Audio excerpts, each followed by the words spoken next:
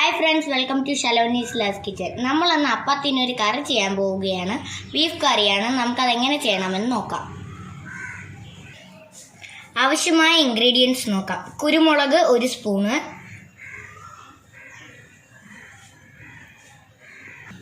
കാൽ സ്പൂൺ പെരുംജീരകം, വരുന്നുള്ള ജീരകം, ഗ്രാമ്പു, പട്ട, ഏലക്ക, പൂവ് ഇതെല്ലാം കൂടെ ചേർത്ത് വറുത്തെടുക്കാം.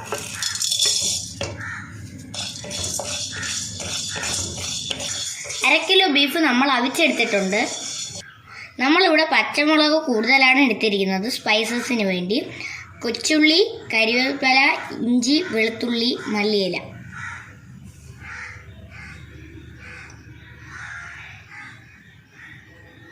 നല്ല മൂത്തിരിക്കുന്നു. നമുക്ക് ഗ്യാസ് ഓഫ് ചെയ്യാം.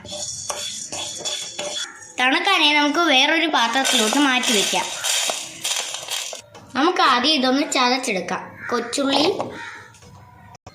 പച്ചമുളക്, ഇഞ്ചി, വെളുത്തുള്ളി,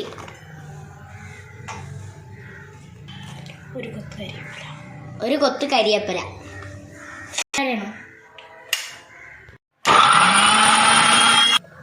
ഇങ്ങനെ അരച്ചെടുക്കുക. നമ്മളൊരു പാൻ അടുപ്പിൽ വെച്ചിട്ടുണ്ട്. പാൻ ചൂടായിരിക്കും. നമുക്ക് എണ്ണ ഒഴിച്ചു കൊടുക്കാം. എണ്ണ ചൂടായിരിക്കും. നമുക്ക് കരിവേപ്പില ചേർത്ത് കൊടുക്കാം. അരച്ചു വെച്ച മിക്സ് ചേർത്ത് കൊടുക്കാം.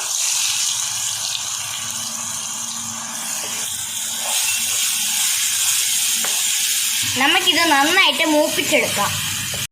ഈ ജാറിൽ തന്നെ മസാല അരച്ചെടുക്കാം. നമുക്കിതിൻ്റെ പച്ചമണം പോകുന്നത് വരെ വഴറ്റിയെടുക്കാം.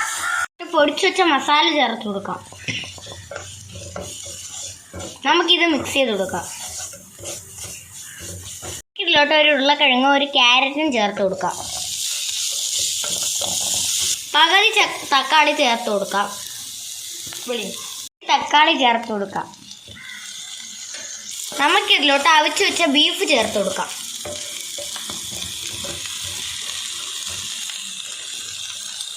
നമുക്കിത് മിക്സ് ചെയ്ത് കൊടുക്കാം.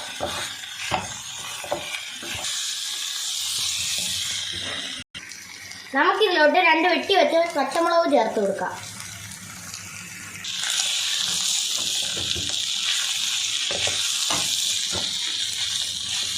രണ്ട് സെക്കൻഡ് അടച്ചു വയ്ക്കാം.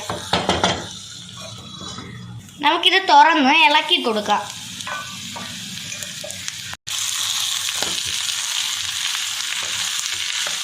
നമുക്ക് ആവശ്യത്തിന് ഉപ്പ് ചേർത്ത് കൊടുക്കാം.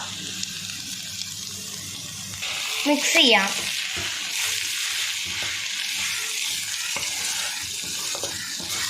നമുക്കിതിലോട്ട് 2ാം പാൽ ചേർത്ത് കൊടുക്കാം. ഇത് മിക്സ് ചെയ്ത് കൊടുക്കാം. ഇന്ന് സൺഡേ ആണ്. നമ്മുടെ രാവിലത്തെ ബ്രേക്ക്ഫാസ്റ്റ് അപ്പവും ബീഫ് കറിയുമാണ്.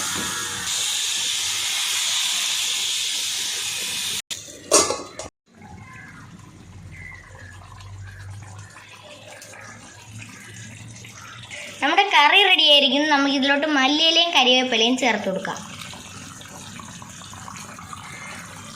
നമുക്ക് ഗ്യാസ് ഓഫ് ചെയ്തിട്ട് 1ാം പാൽ ഒഴിച്ചു കൊടുക്കാം.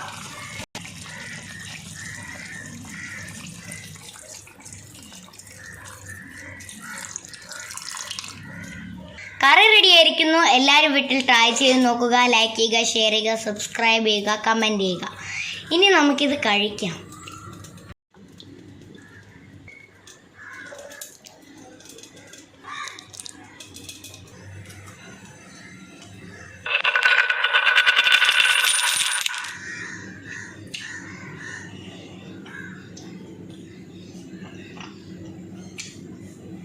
സൂപ്പർ ടേസ്റ്റ് ആയിട്ടുണ്ട്. എല്ലാവരും വീട്ടിൽ ട്രൈ ചെയ്ത് നോക്കുക. സൂപ്പർ ടേസ്റ്റാണ്.